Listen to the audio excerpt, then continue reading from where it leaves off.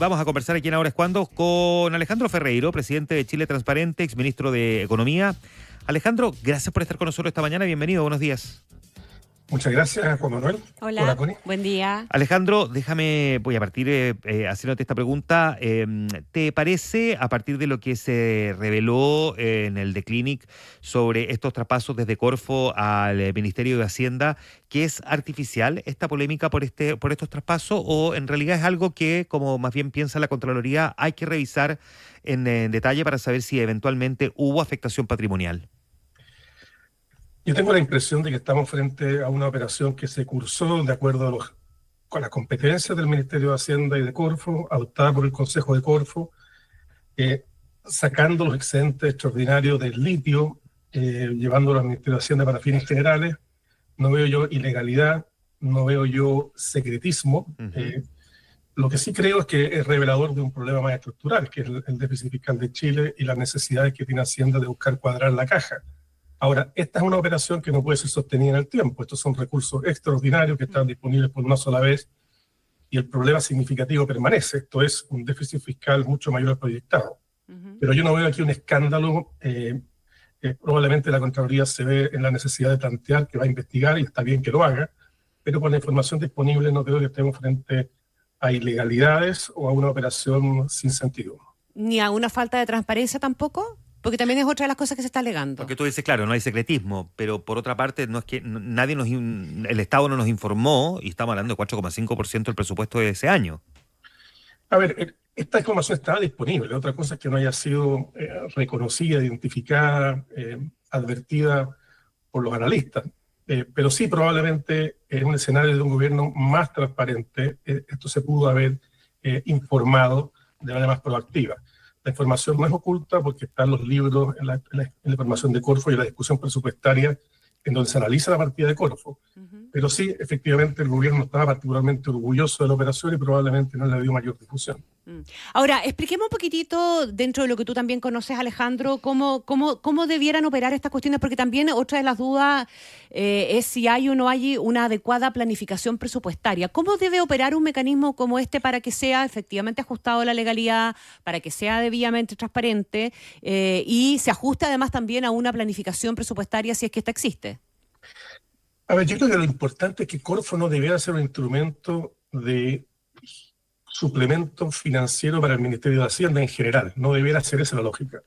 Aquí extraordinariamente lo fue, en parte por los ingresos extraordinarios del litio durante ese año y en parte por la situación de estrechez fiscal del Ministerio de Hacienda. Pero no debiéramos pensar que esto es un sistema que hay que regular para que opere de manera permanente.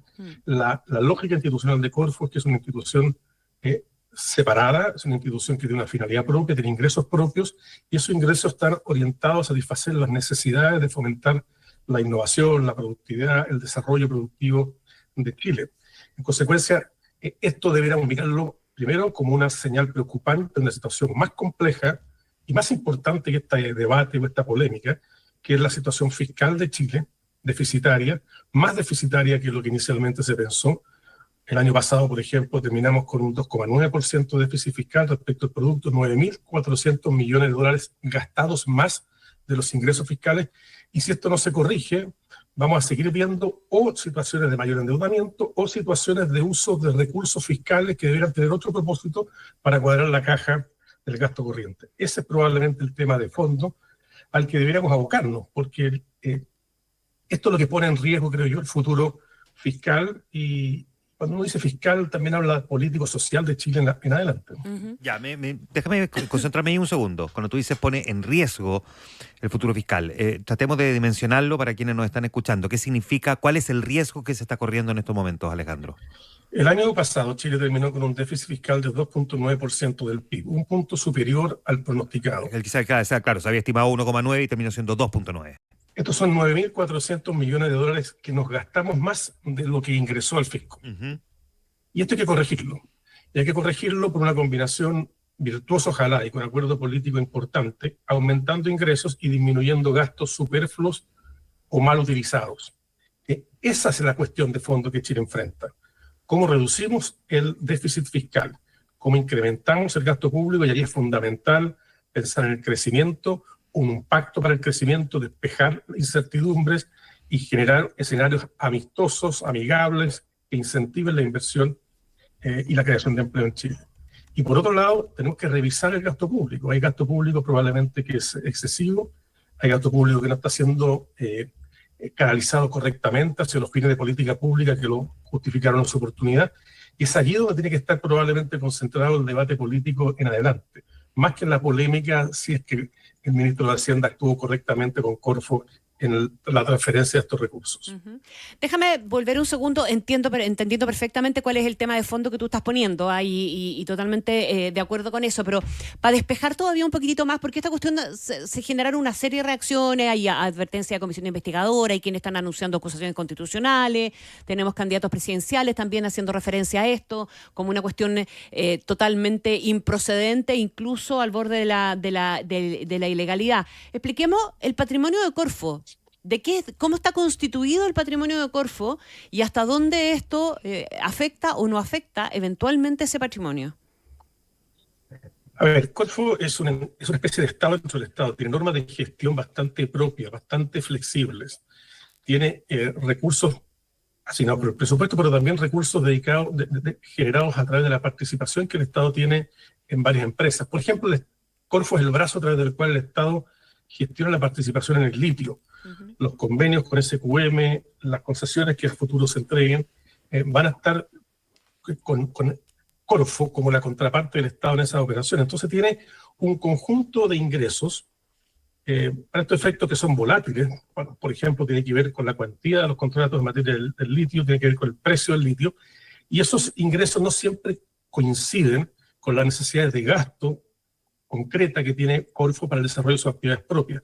Por eso no es descabellado en absoluto que en situaciones excepcionales, cuando hay un excedente del litio, una parte importante de ese excedente sea retirado por el dueño de Corfo, digamos el Estado de Chile, para efectos de su uso como gasto público en otra partida.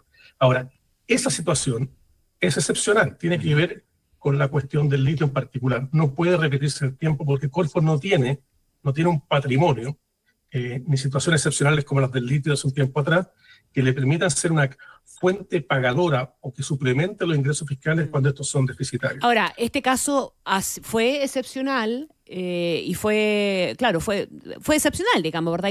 Y respondió justamente a esos ingresos extraordinarios del litio. Te pongo un ejemplo. Por ejemplo, el año 2010 se produjo el terremoto, Corfo tenía participación en algunas empresas sanitarias, vendió una parte de esas empresas sanitarias a inversionistas extranjeros, tenía un cierto pacto para hacerlo, y con esos ingresos Corfo contribuyó a la recuperación, a la reconstrucción de Chile después del terremoto. Es un caso también de una situación extraordinaria de ingresos para absorber una cuestión extraordinaria. La diferencia hoy día es que el déficit fiscal de Chile no parece ser extraordinario, por tanto hay que buscar soluciones de fondo. Alejandro, entonces déjame mirar esto. A ver, la Contraloría está haciendo la pega, lo que le corresponde, y uno no puede cuestionar que eventualmente quiera determinar si hubo afectación o no patrimonial. Esa es una discusión y será la Contraloría, me imagino, la que tenga que zanjarlo y resolverlo.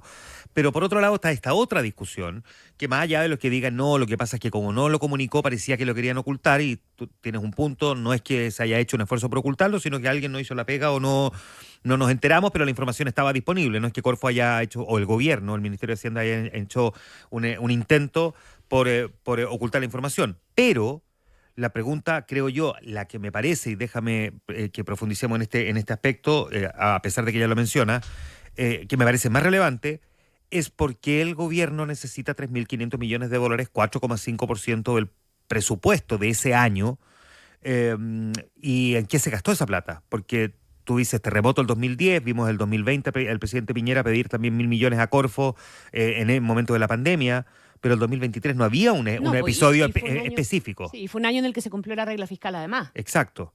A lo mejor se cumplió gracias a esto. Entonces la pregunta es, ¿cómo se destinan o en qué se destinan esos 3.500 millones? Bueno, a ver, esto es lo que estamos discutiendo. Y este es el punto de fondo. El gobierno tiene un déficit y no quiere endeudarse para superar un cierto umbral del 42% que se estima razonable para poder superar o satisfacer ese déficit. Cuando se usan recursos de Corfo, entre comillas, como estos, evidentemente no se supera no se genera un déficit, se está generando se está generando un gasto con cargo a recursos propios del Estado. Entonces no aumenta el déficit. Y desde esa perspectiva, esto es entre comillas, una buena noticia para el Ministerio de Hacienda. También lo fue, para ponerte en contexto, la forma en que se resolvió la cuestión del autopréstamo. ¿Por qué el Estado elige un autopréstamo como forma de llegar a un acuerdo en materia previsional? Porque ese préstamo que hacen las personas no se considera deuda pública. El Estado podría haber emitido deuda para pagar, digamos, el beneficio previsional que con este autopréstamo se va a financiar. Pero no lo hizo porque eso significaba reflejar deuda pública, cuestión que hoy día al Ministerio de Hacienda con razón le tiene muy preocupado. En consecuencia, sí, lo que se hizo con esos dineros fue cuadrar la caja fiscal. Y sí, el problema de fondo es que la caja fiscal está estructuralmente más descuadrada de lo que pensábamos, producto de un déficit fiscal que ha sido muy resistente en el último tiempo, por decirlo de alguna manera elegante. Ya. El escenario que se abre a partir de esta publicación del The Clinic se da en este contexto en el que hay un cuestionamiento también a la dirección de presupuesto por una serie de errores de cálculo y sobreestimación de ingresos. ¿Cómo habría que en ese contexto mirar también esta discusión? Porque esos errores de cálculo y esa sobreestimación de ingresos pueden tener una explicación técnica, pero sí también generan bastante ruido. Yo estoy de acuerdo. No cabe atribuir aquí intenciones, pero equivocarse en 1% del PIB en la estimación del déficit fiscal en un año es una cuestión muy significativa. En este caso no fue tanto porque se subestimaron los gastos, sino porque se sobreestimaron los ingresos fiscales.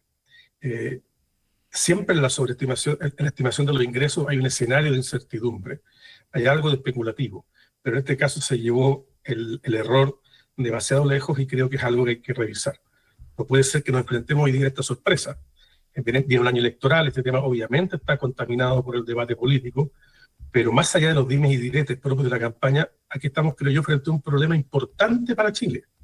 Tenemos un déficit fiscal mucho mayor del pensado, un déficit fiscal que es insostenible. Si seguimos emitiendo deuda, nos va a costar cada vez más caro financiar la deuda porque vamos a ser un país con mayor riesgo y, por tanto, con mayores tasas de interés que pagar cuando nos endeudemos. Y, por tanto, estamos frente a un punto, yo creo, de inflexión. Tenemos que repensar cómo cuadramos la caja, cómo aumentamos los ingresos fiscales, probablemente de la perspectiva más del crecimiento que de un aumento de la carga tributaria que se ha mostrado en el pasado insuficiente, o al menos contraproducente en algunos casos. Y por otro lado, cómo optimizamos el gasto público. Y allí hay candidatos a ser revisados, por ejemplo, las licencias médicas que paga FONASA, tenemos evidencia de abuso de licencias médicas, las horas extras en el sector público, una serie de programas que están sistemáticamente mal calificados, pero que sobreviven porque hay ciertas personas, ciertos grupos que se financian con cargo a ellos. Entonces tenemos que ser hoy día probablemente más ácidos en la evaluación de la calidad del gasto público para eliminar aquel que no está haciendo... no está cumpliendo su objetivo y está generando este déficit que ya no es sostenible. Alejandro Ferreiro, presidente de Chile Transparente, exministro de Economía, conversando esta mañana con nosotros. Muchísimas gracias, Alejandro, por estar en Infinita. Un abrazo. Buenos días. Muchas gracias a ustedes, que estén bien. Chao, gracias, Alejandro. 8:02.